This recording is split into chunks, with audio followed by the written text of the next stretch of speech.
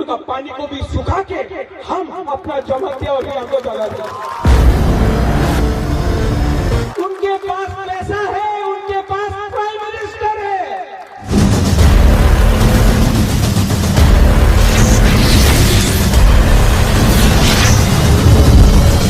एक जेनरेशन के लिए फाइट कर रहा है।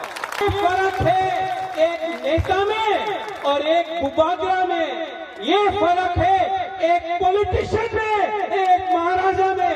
हम अपना कम्युनिटी के लिए फाइट कर रहा है।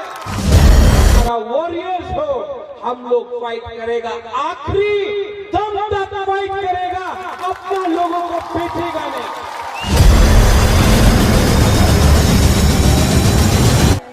ये राज्य में हम लोगों का औरत का बलात्कार होता है, बलात्कार बंगाली का भी होता है, मणिपुरी का भी होता है, तिपरासा का भी होता है, औरत का होता है।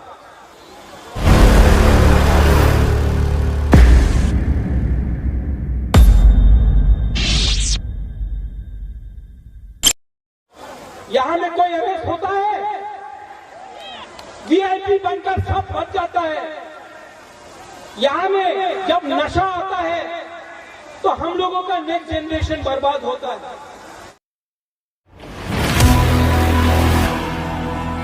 इसको लीडर नहीं, इसको गद्दार बोलता है। मैं मर के भी आपको आपका अधिकार दे के रहूंगा।